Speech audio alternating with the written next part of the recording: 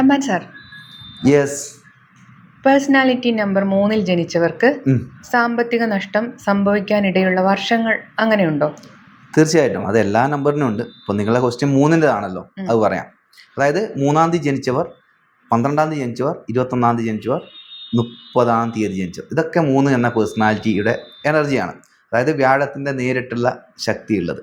അപ്പോൾ ഇവർക്ക് പ്രധാനമായിട്ടും മണി ലോസ് വരാനുള്ള സാധ്യത 21 വയസ്സ് കഴിഞ്ഞതിന് ശേഷം 22-ാമത്തെ വയസ്സിൽ അത് നന്നായിട്ട് ശ്രദ്ധിച്ചിട്ട് മുന്നോട്ട് പോകുക എന്നുള്ളത് തന്നെയാണ് പറയേണ്ടത്. അപ്പോൾ 22-ാമത്തെ വയസ്സ് ശ്രദ്ധിക്കേണ്ട ഒരു സമയമാണ്.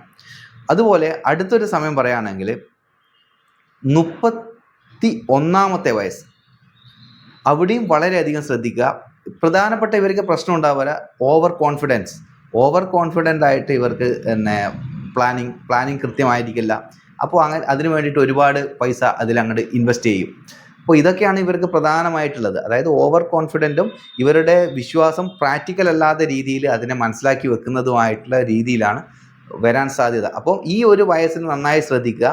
പിന്നെ വരുന്നത് 40-ാമത്തെ വയസ്സാണ്. 40-ാമത്തെ വയസ്സിൽ അധികം വരില്ല, കാരണം 35-ാമത്തെ വയസ്സ് മുതൽ ഇവരുടെ ഒരു കരിയറിൽ ഹൈപ്പിലേക്ക് പോകും. എങ്കിലും ചെറിയൊരു സ്റ്റോപ്പാണ് ഈ 40 എന്നുള്ളത്. 40 മാത്രമല്ല 49-ലും ചെറിയൊന്ന് ബ്രേക്ക് ചവിട്ടും, പക്ഷേ പ്രശ്നങ്ങളൊന്നും വരില്ല. പക്ഷെ പ്രധാനമായിട്ടുള്ള പ്രശ്നം 22-ാമത്തെ വയസ്സും ഈ 31-ാമത്തെ വയസ്സിലും ശ്രദ്ധിക്കുക. ആ സമയത്ത് ഒരു പ്രധാനപ്പെട്ട ഒരു മൂവ്മെൻറ്റ് ഉണ്ടാകാനുള്ള സാധ്യതയുണ്ട്. ചിലപ്പോൾ നിങ്ങളുടെ തെറ്റായിട്ടുള്ള പ്ലാനിങ് ആയിരിക്കാം, ചിലപ്പോൾ നിങ്ങളുടെ ഓവർ കോൺഫിഡൻ്റ് ആകാം. എന്നിരുന്നാലും ആ സമയത്ത് ഒന്ന് ശ്രദ്ധിക്കുക എന്നുള്ളതാണ് പറയാനുള്ളത്. ആദ്യത്തെ ബർത്ത് ഡേറ്റ് മറക്കണ്ട, 3, 12, 21, 30 എന്നുള്ള വ്യാഴത്തിൻ്റെ ഗുരുവിൻ്റെ ആൾക്കാർ ഇവരുടെ കാര്യമാണ് ഞാൻ പറഞ്ഞത്. You are welcome.